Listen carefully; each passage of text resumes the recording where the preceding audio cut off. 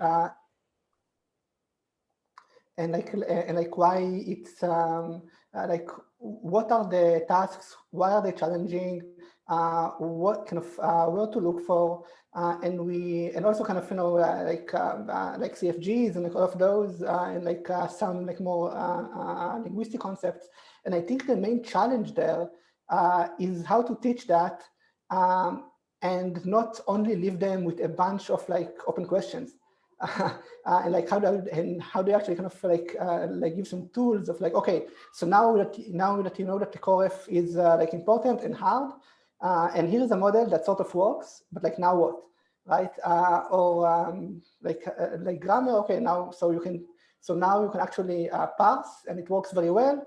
What do you do with it, right? So kind of bridging this kind of extra step is, I think, the kind of hardest part for me currently.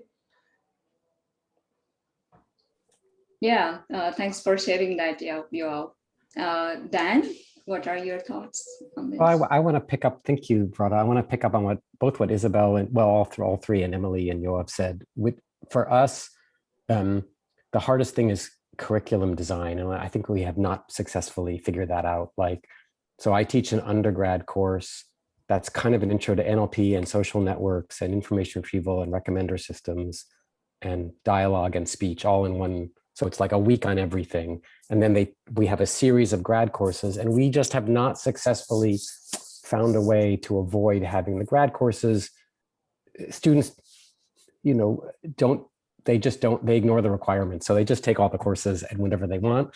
And so every course has to teach, gradient descent for, one lecture. And that's just a terrible, way to design a curriculum, but we're a little stuck with this whole, and then the problem that I think it was both Emily and Isabelle pointed out that, so my class, I have sophomore, so second year students who it's their first introduction to anything with machine learning. So like I have baby naive base to handhold them, but I also have maybe out of my 300 students, let's say 10%, 30 will be PhD students in social sciences who this is their way to learn text processing. And so, yeah, figuring out how you design a curriculum so that everybody learns the right thing. And that can be good because, in my little breakout sessions, maybe you have, a poli-sci PhD student and a computer science sophomore, and they learn from each other because, the computer science sophomore is a way better coder. And the social science PhD student is, has this great social science knowledge. So it's super, but it's really hard. Yeah, thank you all for sharing this. Probably many of us can relate to the things that our panelists said. So my next question is for Dan and Emily. And the question is, what's the role of linguistics in NLP courses today? And Dan, would you like to go first? Sure, I'll go first. I have a very broad view of what linguistics is. Maybe I suspect broader than most of my linguistics colleagues, maybe. So I have at least two answers, but one is linguistics is both the field of the subject matter of the stuff we're looking at, but it's also one of the social sciences. I was just talking about how my classes are full of social scientists. So a lot of the linguists in our department come to an NLP course because they're analyzing text and they want computational methods for that. And so as one of the social sciences that's applying NLP. So that plays a big role for me. I think about, the linguistic applications I care about are applications that are relevant applications for someone to learn about, that are question answering. They're not machine translation. They're understanding how meaning changes over time. But I guess the second part is I feel like some areas of linguistics play a big role in our computational courses. So like the speech course, students get we give them a lot of acoustic phonetics and articulatory phonetics when they're learning speech recognition. Or I teach a lot of dialogue, really grounding and a little conversation analysis when they're learning dialogue. So there's some linguistic things where if you don't understand turn taking, you can't really build a dialogue agent, or you can't you can't understand your semantic parser if you can't read the output of your semantic parser. So you have to have that kind of background. On the other hand, there's a challenge. I'll let Emily talk more about this, but there's a challenge, which is, for example, if you're going to teach parsing, how much syntax do you teach? It's like, that's a tough one. And I happen not to teach parsing, which solves the whole problem for me. But I'll defer to Emily on more answers. Thanks. I appreciate that notion of so to a certain extent, linguists are customers of NLP classes who want to use NLP to do linguistic research. And that's definitely an audience, not one that I actually see that much of.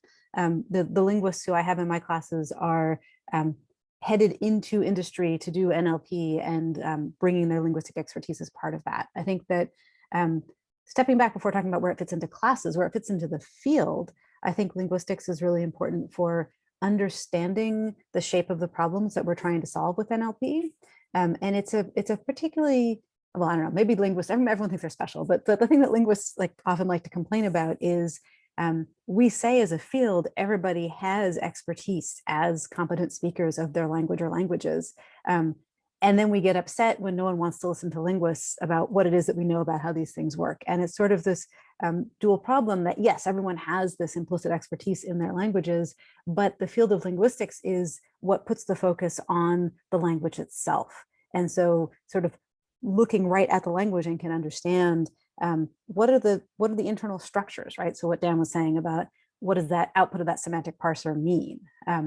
But also how does it fit into society? And I think a really important part of linguistics for current problems in NLP is sociolinguistics and understanding how language variation maps onto societal structures and in fact is partially constitutive of those societal structures is really important for understanding what happens when we deploy our tech in the world. And so there's a lot of importance to having linguistics in the NLP curriculum. And the question is, how do you fit it in? And so in our case, with the master's program, students take 9 courses total. 4 of those are a core NLP sequence.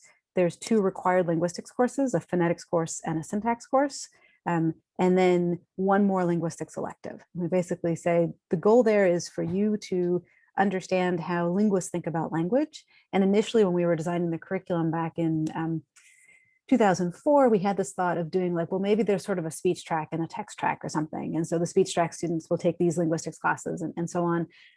But we actually tried to come up with, what would be the most absurd linguistics class to take? And we couldn't find one. Like for any linguistics class, we could spin a story of how it would be relevant. And so we say, okay, actually, we're not gonna have tracks.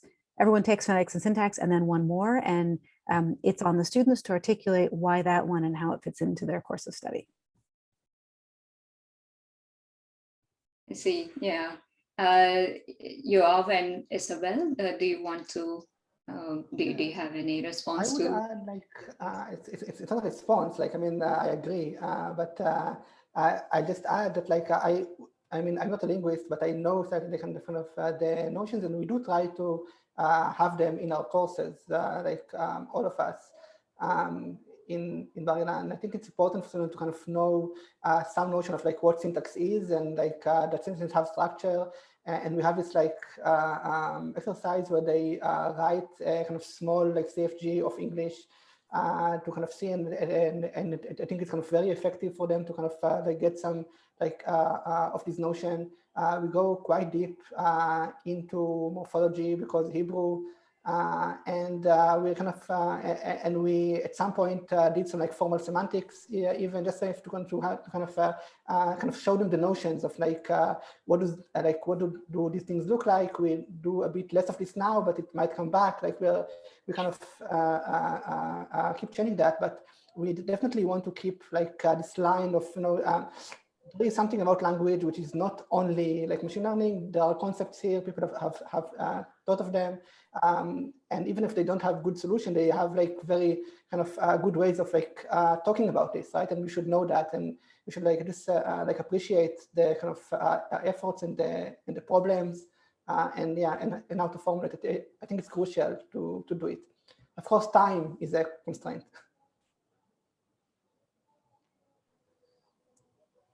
Yeah, I would also add that, so in the NLP course, in the Intro to NLP course, we also teach a bit of syntax, because I think it's really important that students understand that, even computer science students.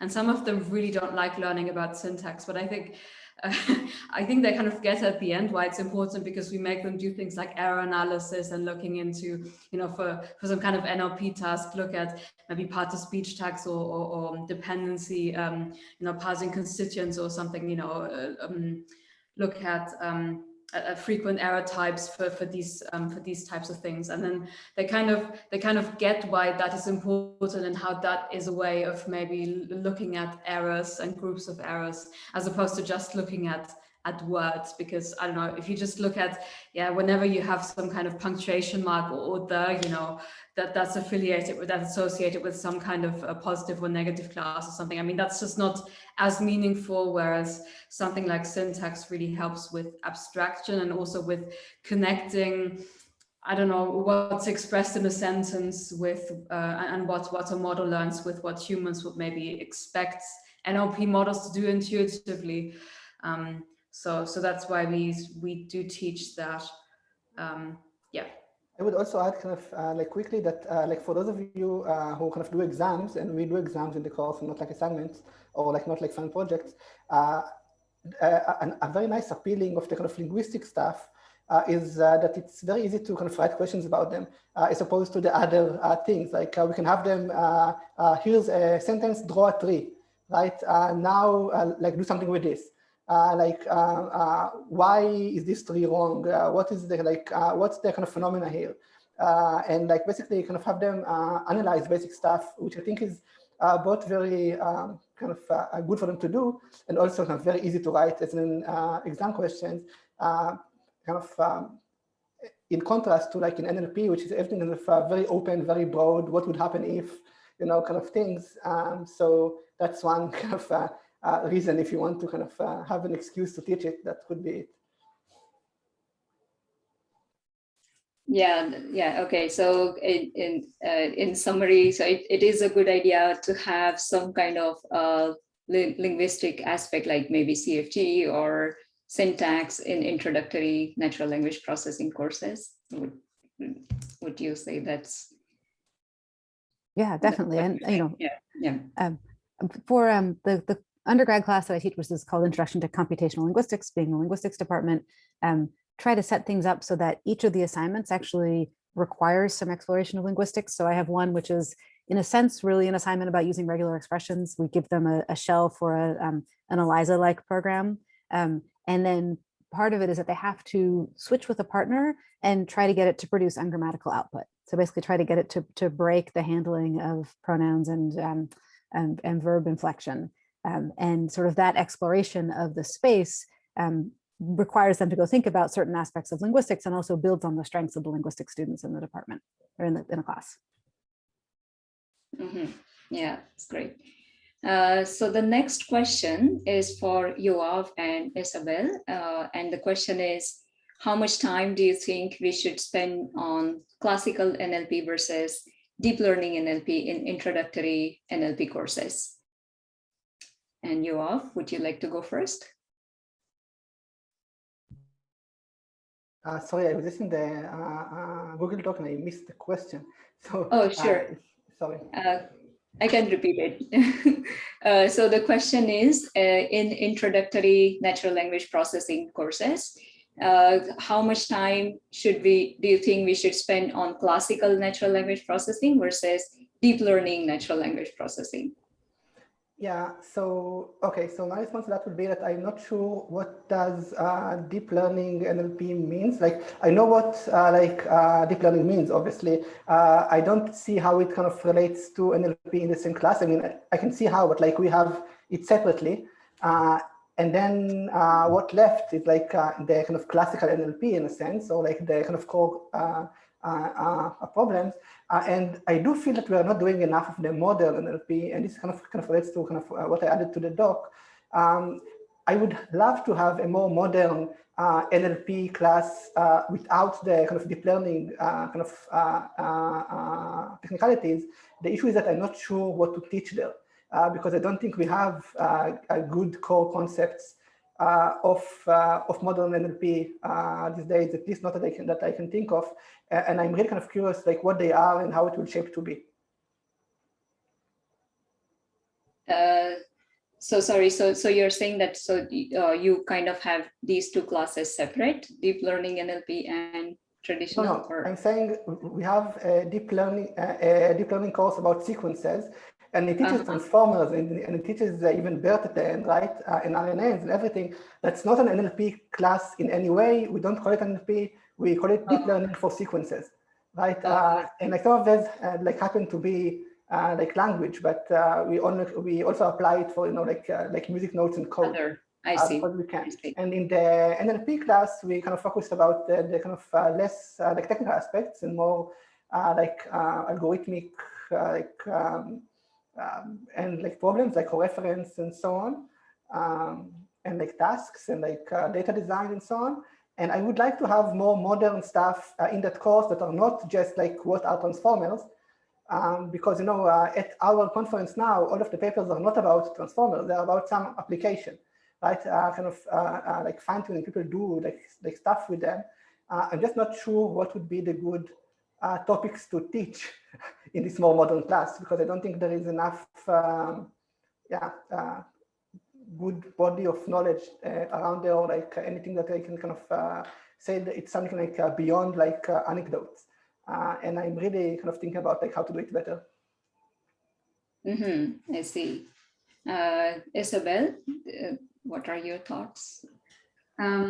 Yes, so I think it's important to teach some classical NLP because, I mean, depending on the students, it might be easier for them to grasp it, to grasp how NLP works.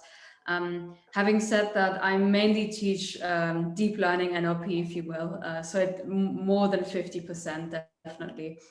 And it's also partly because the students expect it, right? So they get really, really impatient at the beginning of the course, and I've actually started to turn the curriculum around so that in the second lecture will already be introduction to representation learning, right? Word2Vec and so on. Because if I don't start with that, then they start asking, when will we learn about these things? And I remember last time they asked about GPT and so on. For some reason, they had heard about all of these things already. And they were like, when will we hear about this? When will we hear about all of these language models, which are so popular now? And I don't know, which is solved AI and so on. So I need to explain to them as well, that's not what's happening. But anyway, but having said that, I try to teach them as much classical NLP as possible, or I try to make sure I explain concepts to them in a way that it almost doesn't matter if it's classical NLP or deep learning NLP. And to give an example,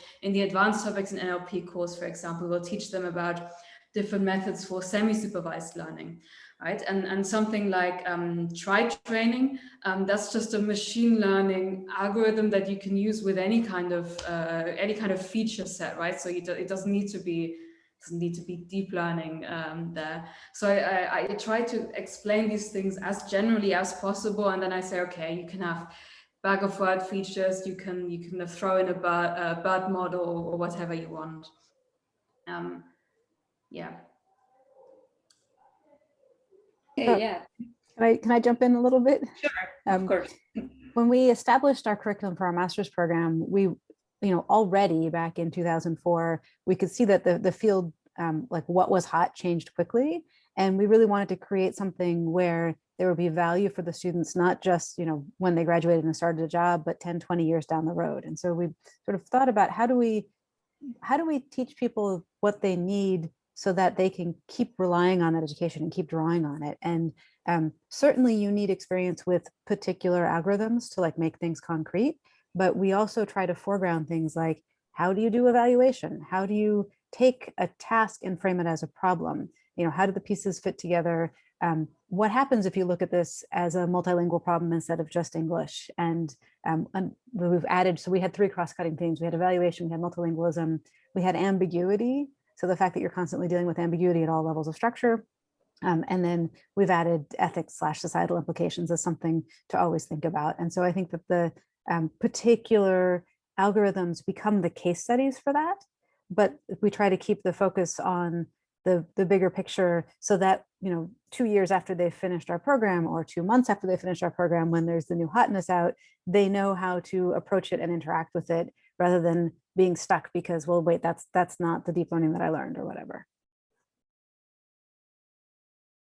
Right. So yeah, I mean, I think like experimental design and evaluation, I think these are really important topics, and I don't really see them in many natural language processing courses, right? We don't explicitly teach them how to carry out experiments so that they are reproducible, for example, and how to carry out evaluation. So Dan, do you want to add anything here? Yeah, I'll be very quick, which is, we use the classic algorithm. Some classic algorithms we just don't teach anymore. We don't teach probabilistic CFG parsing, and it's, we took it out of the textbook and we don't teach it in our classes.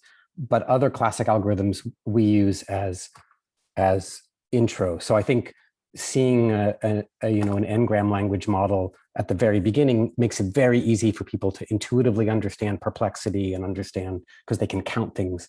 So, naive Bayes kind of is the same thing for classification. So right at the beginning, sort of in week 1 or 2, we see some of the classic algorithms, and then we move very quickly to deep learning in all the classes. But then other things, haven't changed since, and maybe this is sort of Emily's point. We always taught logistic regression, and so we taught gradient descent, and beam search hasn't changed, and we still have CRFs, and perplexity is still perplexity. So, a lot of the fundamentals really are the same, but we definitely, students would not be happy if we didn't put this in the context of, and certainly like embeddings. Well, we've been teaching embeddings since, the last millennium. So, those are a part of classic NLP too, I guess. Yeah.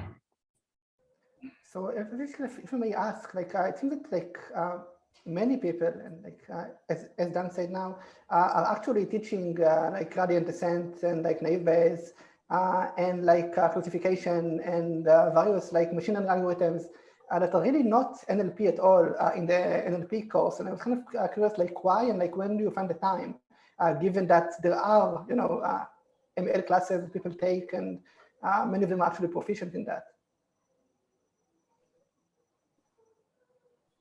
I'll say one sentence, which is, so I just happen, it's bad curriculum design. It's the laziness, really. We should not do that. But it just happens that we don't have an undergrad ML course.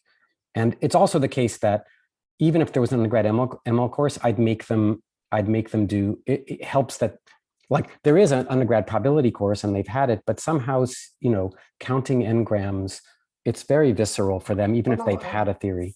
I very much agree about counting n-grams. I'm just but more than naive Bayes, and it's a good question. Yeah, that's just bad. We just, like I said earlier, we're not good with sequences, curriculum sequences. Okay.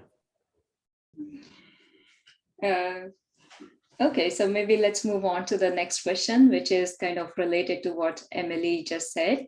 The question is, NLP changing so fast, and the skills we teach today to the students, they risk being outdated in a matter of years. So how do we actually prepare students for this constant change in the field? And maybe Emily, do you want? Okay. Just jump back in with a really short answer, which is, I think that it really is about critical thinking, and that the training's not in the particular skills, but in understanding how the skills fit into the bigger picture. And that's the thing that is durable. Right, but how do we actually teach that? Or it's... So one of the things that I do is I actually have a series of questions that I call critical reading questions, where if I have students who need to fill in credits, so they take independent study with me, basically, I have them go pick for a quarter 4 papers that they're interested in, and then read those papers and look at them as, okay, well, first of all, what's the research question here, or what's the task being approached? What's the input? What's the output? How was the evaluation done? How were the data gathered? And then what are the underlying steps in the reasoning that you have to go along with to follow the author's argument, to sort of get from the specific experiments done to the bigger picture claims that were made, and then what are the possible, unfortunately, this assignment still says sources of bias, and the word bias is just so overloaded that it's actually not a great one. But like, what are the ways in which asking the question that way with that data possibly narrows the view of what you're getting as the answer, and then suggests further questions that could be asked. And so those kinds of exercises, I think, are worthwhile. Yeah, that's a great suggestion. Yeah. Who wants to go next? I can go next. Okay. So I would say that actually now I think we are in a very fortunate kind of time point for this, because we really don't need to teach the latest and greatest, because it's so easy to learn on their own. So like if someone kind of now wants to kind of go to industry and like do NLP, they will need to basically download like transformers and like fine tune them and like apply them to a task. I don't even bother to teach that, because they can learn it on their own. It's very easy to do, right? It's very, very kind of and like for this reason, we kind of just focus on the core concepts and like without just like doing any of the kind of new stuff. And then they kind of know that they have to learn the kind of new stuff on their own. When we'll have some kind of better foundations for the modern stuff, then maybe, you know, it will be an issue again. But like now, we just like ignore the kind of top stuff and like, or like not ignore, tell them it exists. You can learn it on your own, it's fine, like it's not hard. Now let's understand like what's behind this, like why it's kind of working or not working, what's there, what's not there, maybe the algorithms and like why do they do them and so on. I see. So your approach would be like assigning them to watch many videos or something beforehand, and in classroom No. discussing about. No, I'm just not discussing how to fine-tune BERT. I don't think it's important in an NLP class. I think it's too easy to do on their own. Like once they need to do it, they'll do it. It's not a core skill that I need to teach. And I don't know how to teach it, right? It's just like there are tutorials online, like many of them. Yeah, they'll be fine. I mean, they are fine. Mm-hmm. So in the classroom, the idea is to discuss the more fundamental things and not these implementation related things. I mean, some things are hard to do in implementation, but now the kind of latest and greatest like transformer models, just like not much to discuss about them, I think. So we just don't. Mm-hmm. Beyond the concept of like, why would an LM learn something? Like that's important. But then how to like do like squad-based training or like glue or whatever they're doing, yeah, they'll figure it out. There are so many scripts online, like it's really not hard. Mm-hmm. So I would add that one thing that hasn't changed so much are the types of tasks or tasks in NLP. So I mean, in 10 years, there'll be new methods to address these tasks, but I think learning about tasks and what types of tasks there are is definitely something that will still be useful to them in 10 years, even if they don't do any NLP in the meantime. The other thing is really the motivation behind different groups of methods. So maybe building on what I said about try training earlier, and I know it's an ML method, not really an NLP method, but you know, it's been used in NLP for a long time, and it will be used for NLP in the future. It will just be used in different ways. But understanding some of these basic tools and how to combine them, maybe with different other tools, if you will. I mean, or seeing them as building blocks, right? So that you can combine methods in the same way across tasks or so on. I think these are some of the things that students will be able to take away. And I think other than that, the question is also, do we have to make sure that everything they learn is still useful in 10 years? Because as researchers, we also have to make sure we keep up to date with everything that's going on. If I now stop reading about NLP for 10 years, and I mean, I will also have to catch up. So, and days, yeah. Yeah. Yeah, that's a good point. Dan? Oh, nothing to add. We can move on. Okay, yeah. Sounds good. Yeah, thank you. So our next question is, what is your favorite sequence of topics to teach in NLP courses? So most of the NLP courses teach different NLP models, pipeline tasks, applications, evaluations, and tools. So what do you think is the most constructive way to weave these things together? So what is your favorite story to teach NLP? And I don't know, so Dan, do you want to go first? I don't know if I have a good answer to this one. I mean, beyond that, you know, we very much teach by programming assignments, and they're often doing them in teams, and you try to make each programming assignment have a task that seems real to them, and you figure out which algorithms you want them to learn in the task. So, you know, and there's one a week for most of our courses. So it's, you know, you only have 10 weeks, so you get about 6 assignments, and how to pack everything in so that every algorithm you want them to learn. And yeah, and that's not a really good answer to your question, but I guess I don't have a good answer. But I mean, I guess you have your book, so maybe you decided, so you start with, say, regular expression, for example. Oh, I see. Yeah. How do we decide what order things go in? Yeah. Yeah. And some of that I said earlier, you pick things that are going to give them intuitions, like Ngram's language models are just very good for intuitions, and regular expressions are just, you know, originally they were in the book because that's people, you know, back in those days started with automata, and automata was how people build things, and it sort of stayed in because it's just a useful practical techniques. And now, of course, if you do logistic regression, well, that's all the math you need for neural networks. So you start with logistic regression. It's nice and simple. And so some of the things sort of define themselves. But we have a tough, for example, where does dialogue go? Like the linguistics for dialogue is different than all the rest of the linguistics. You know, you have to learn about conversation analysis. That's just a different set of topics. And so in the textbook and in our courses, it's been difficult to figure out if a dialogue goes right at the beginning or right at the end. Let's see, thank you for sharing that. Yoav? Yeah, I again don't have a very good answer. I would say that kind of we like to start with like some kind of simple or like seemingly simple kind of question, like how do you do like sentence boundaries, and then kind of see why it can be very, very hard, or like cover all the kind of corner cases, and that even the kind of task is not well defined. Because many cases you don't really know what a sentence is, and then we talk about data annotation and collection and like and like how you do that, and like have this like whole first class or like an hour about like discussion like on like how do you kind of tackle this, what are the issues, and it kind of gives you then an overview of like what NLP is, and then we just move to kind of like more specific details on like everything.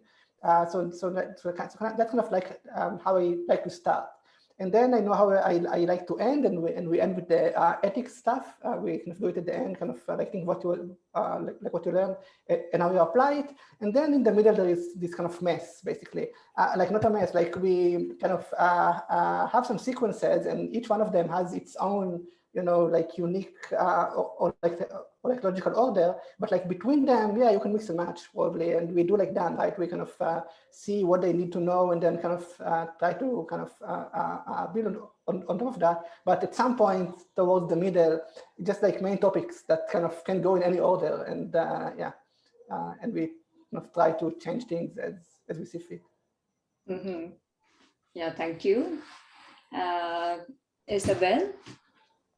Yeah, so we try to roughly order it in you know, in terms of complexity of the task. So starting with something really basic, you know, sentence splitting, and then language modeling, and then name entity, part of speech tagging, name entity recognition, and then you kind of progress towards, you know, machine translation and so on. And other than that, in terms of the methods, so I try to introduce methods in the context in which it somehow seems to make sense organically. So for example, cross-lingual learning, or we introduce for machine translation, because that's also where it's most important, or where it came up, most of the cross-lingual learning methods.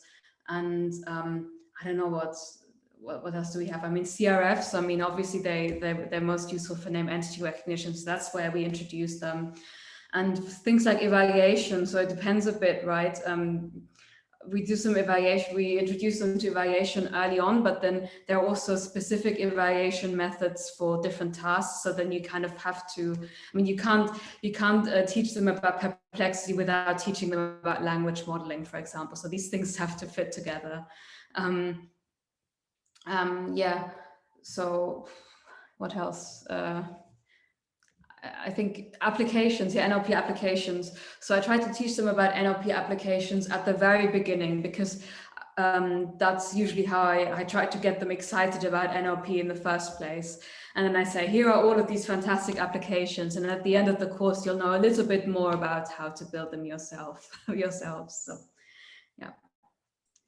Yeah, that's a good idea, to show them applications at the beginning. Yeah. Emily, do you have anything to add? So not a whole lot about the sequencing of particular topics, except ethics. So in my undergraduate class, I actually do the sort of ethics week in week 2. And the reason for that is that I want to be able to each assignment add a question that's along the lines of what could go wrong? And therefore having the ethics considerations early in the quarter means that the students have something to point to. And the last time I did this, there was one assignment that was before that week, and it was the one with the chatbot. And so I just put the what could go wrong question there, but in a very, trying to not make it a leading question at all. And so I said, imagine that you've deployed a chatbot that fools humans into thinking that they're talking to a human, what might happen? And some of the students came back with, oh, well, that would mean we passed the Turing test. That's great. And I was like, okay, I need to make this question a little bit more specific, because that's not the sort of thing that I wanted them thinking about. And so having that discussion of what are the ways in which this technology can impact society, and what are some techniques for reasoning about that early in the quarter means that it can be threaded throughout in, I think, interesting ways. Yeah, that's a really nice idea, to teach ethics earlier so that they are mindful every time when they are solving their assignment, that, okay, what could be the consequences of this? Yeah, so so related to that, my next question is, how do we effectively teach ethical and responsible use of NLP models so how do we teach this material in our introductory NLP courses? Emily, do you want to go yes, first? Okay. I think this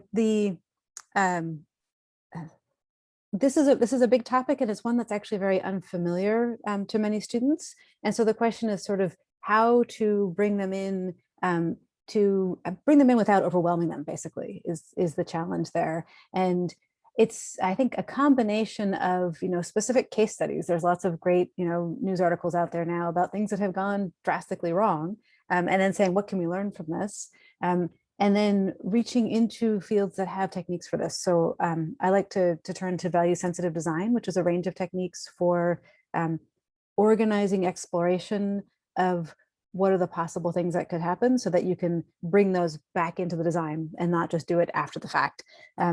And there's something called envisioning cards that basically ask you a bunch of questions along the lines of, okay, imagine this technology you're building has become pervasive. Everybody uses it.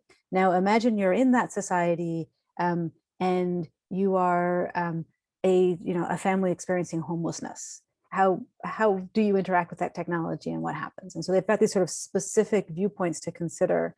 And so we can do exercises like picking a particular NLP technology and then distributing these cards to the students and having them think that through. So that's one thing. Another thing that I've done that I thought turned out really well was I asked students to go find a popular press piece describing some new advance in natural language processing, and go through and give it a critical reading and saying, if somebody knew nothing about this, from the headline, what would they believe happened? From the body, can you tell from the text, where the source article was, so you can go check up on what's going on? Can you tell how it was tested? Whose language is represented here? and on like that. And then the end of that was I asked them to imagine they were making a social media post for their friends and family about this article and contextualizing it based on their expertise that they have now gained in this class. How would they contextualize this piece of writing that they found for their local community? And that turned out really well. I'll drop the link to it. And Stephen says he used it and it went well, which I'm glad to hear. Yeah, actually, this really sounds very useful. Yeah, so I'm also going to include this in my course. Where we can find these materials? I'm going to put a link just a moment. I have to go find it. Okay. Yeah, this sounds great. Yeah. Let's all steal. Yeah. Ethically, of course. Okay, who wants to go next? Yoav, do you want to go next? I don't have much to say. I don't know if I'm doing it very well. I mean, I'm trying to teach it again at the end of the course. I'm trying to kind of have some discussion. I usually do it like in tandem with the kind of class that kind of says, okay, when we use NLP to kind of learn about the world, we kind of learn some biased things because the world is not the text, and there are like various discrepancies. And then after that, we say, okay, and if that's the case, then what can go wrong, and so on, and kind of like give some examples, and then kind of say, okay, now if it's deployed, what would happen? Have the kind of concept of like dual use and so on, and have this discussion. I think people are generally kind of happy about that.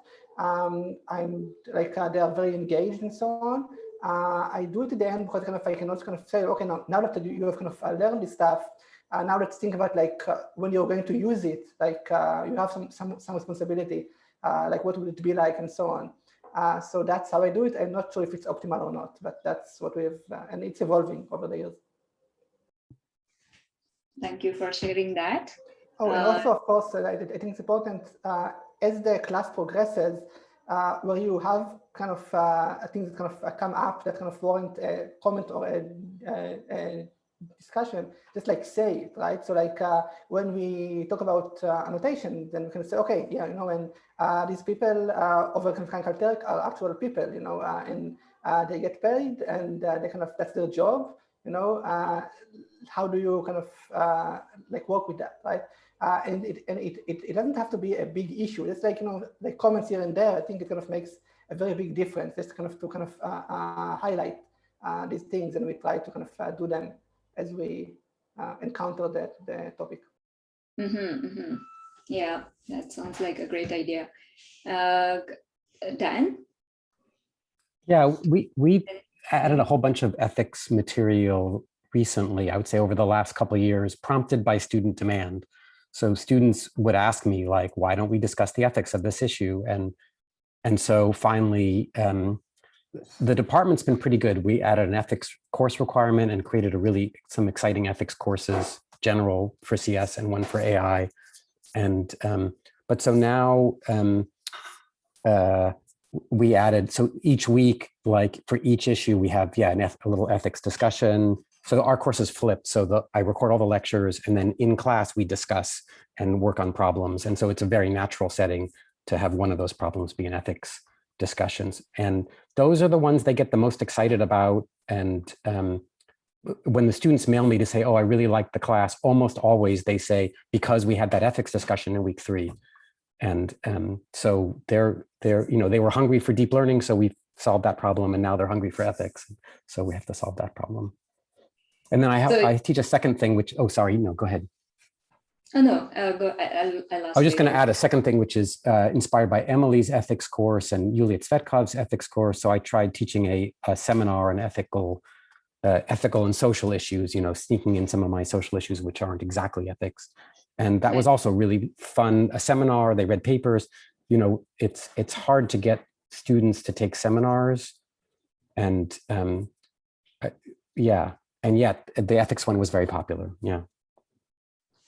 So do you think that it's more constructive to have a separate ethics course or teach it while we are teaching NLP models? Oh, I'd vote for both. Yeah, I vote for both. Yeah, both. Absolutely, Okay. both.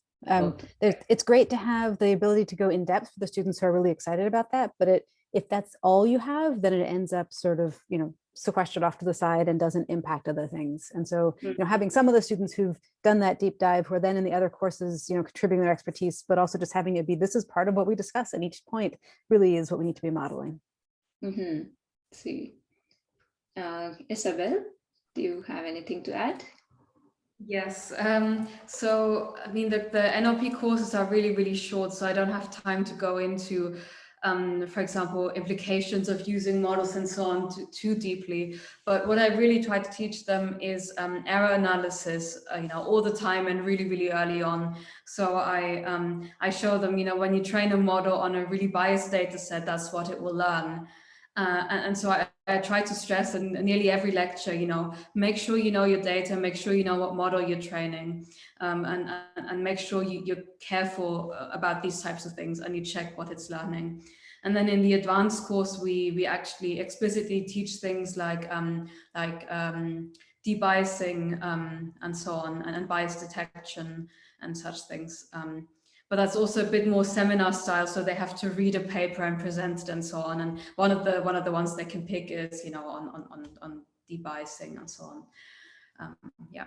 So given that debiasing doesn't really work, is that like an effective thing to teach, or do you address that, or? I mean, we say that's a very, very complicated thing. Whenever you're debiasing one thing, it's only, you can't debias a model for everything, but it's, I think it's still good to teach them about it, I would say.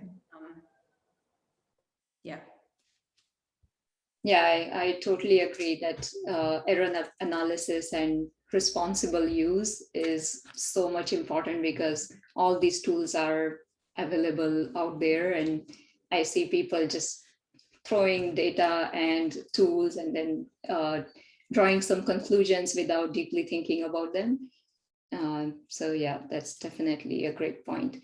So actually we don't have a lot of time for audience questions, but maybe just 7-8 minutes. So Lucy is going to be in charge of that. Lucy, over to you. Hi, yes. So we have a document of audience questions.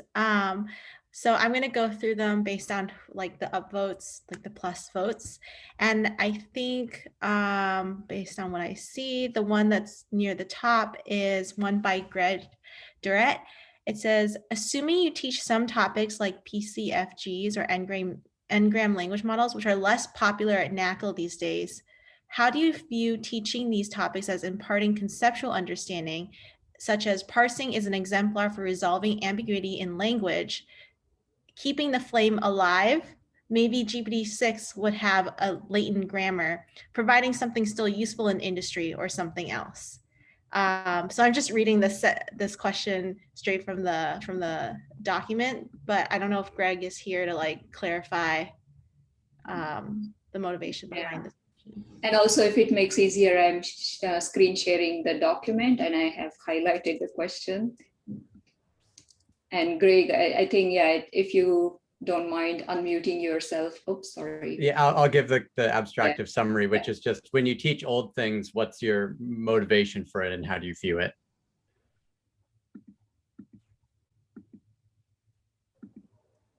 I don't know what is the new thing to kind of replace it with, basically.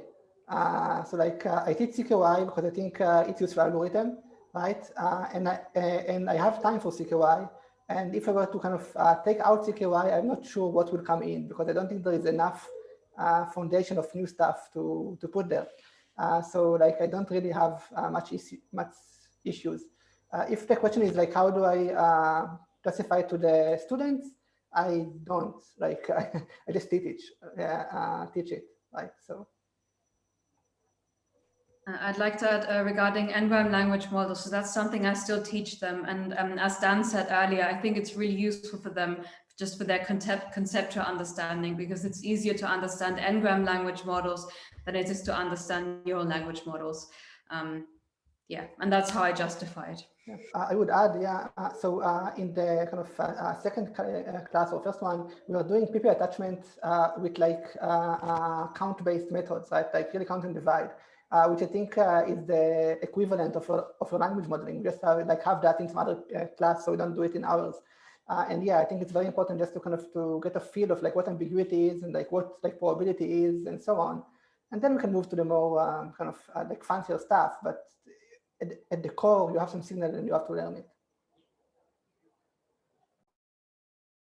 I think picking up on what Yoav was saying earlier about it's really easy to go self-teach how to download and fine-tune one of these models. I think the real value add of being in a class is gaining the conceptual understanding of what's the shape of the problem being solved.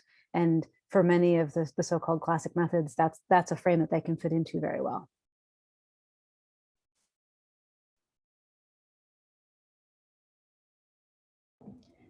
Do others have things to add, or should I move on to the next question?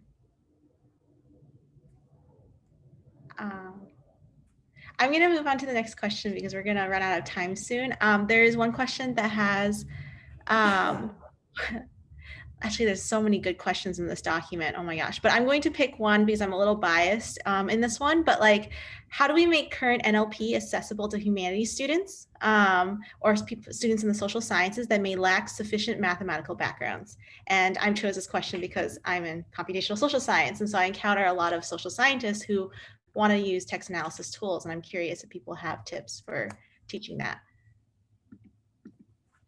I'll jump in if that's okay. Because I have a lot of those students, and I am, I think, by nature less mathematical than all of my colleagues at Stanford. I'm sort of the least mathematically capable of and so I'm a big believer in starting from scratch and lots of intuitions, and so that's why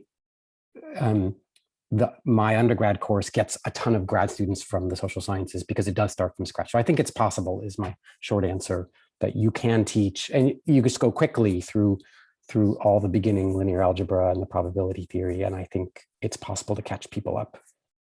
Like, they don't have to become Chris Manning, but they can become me. Yeah.